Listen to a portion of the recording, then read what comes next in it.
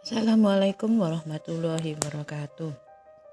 Alhamdulillah Ibu-Ibu Aisyah Kota Malang yang saya hormati dan saya sayangi serta saya banggakan. Hari ini kita bisa bersama-sama mengkaji beberapa tentang kehidupan Islam dan bagaimana penerapan Islam dalam kehidupan sehari-hari sebagaimana yang dicontohkan oleh baginda Rasul kita. Alhamdulillah alamin wassalatu wassalamu ala asyrafil anbiya'i wal mursalin sayyidina wa maulana Muhammadin wa ala alihi washabbihi ajmain amma ba'du.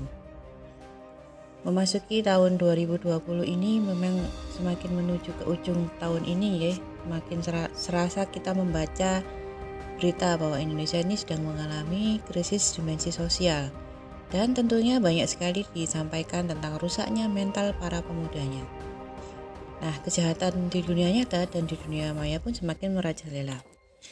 Baik, mungkin perlu kita bahas sedikit ya bagaimana kerusakan remaja zaman sekarang ini atau mungkin zaman now gitu ya. Pemuda dan remaja muslim di masa globalisasi ini memang banyak yang terjebak pada perbuatan yang terkategori sebagai penyakit masyarakat. Hal ini yang paling marak tentunya adalah masalah pornografi. Nah, ternyata pornografi itu memang menyebabkan kerusakan otak.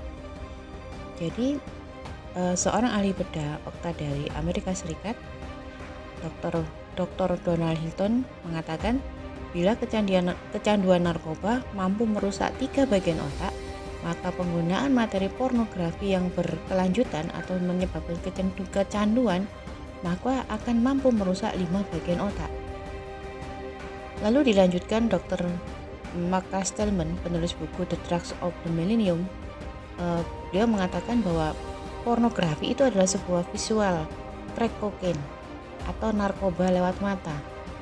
Bagian otak yang paling dirusak adalah prefrontal cortex atau PFC, yang membuat seseorang sulit membuat perencanaan, mengendalikan hawa nafsu dan emosi, serta mengambil keputusan dan berbagai peran eksklusif otak sebagai pengendali impuls-impuls. Dan yang tidak kalah penting, ternyata pornografi itu merusak keseimbangan hormon. Karena ada hormon-hormon dalam tubuh yang secara fisiologis dibuat bekerja terus-menerus oleh pornografi. Hormon apa itu? Ternyata hormon yang terganggu adalah dopamin, neuroporin, serotonin, dan oksitosin. Gangguan hormon ini menyebabkan seseorang tidak dapat berpikir jernih, malas berpikir, dan tidak dapat berpikir kreatif. Nah, akibat dari semua ini ternyata banyak sekali para pemuda ini terjebak prostitusi. Karena bagi orang yang belum menikah, ketika terpapar pornografi, ia akan tergoda melakukan aktivitas tersebut.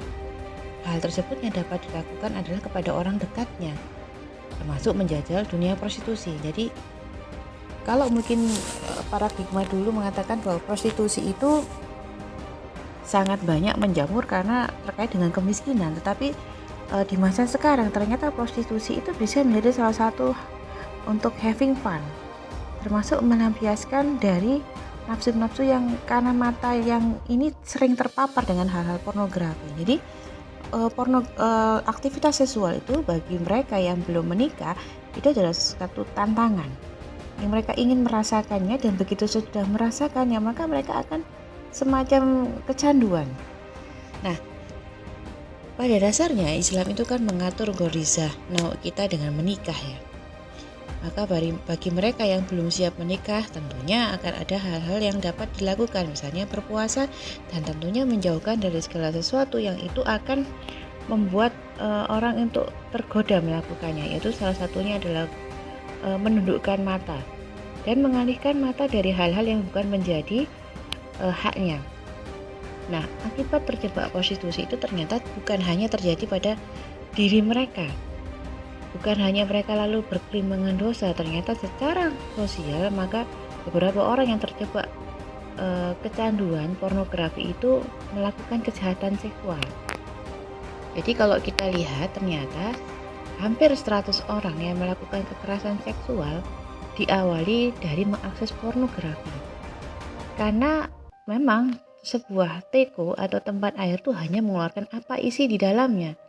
Maka ketika semakin sering seseorang terpapar pornografi, maka semakin sulit ia melepaskan pikiran tersebut. Parahnya bukan hanya ia yang akan menjadi korbannya, tetapi orang lain bisa menjadi korban kejahatan seksualnya.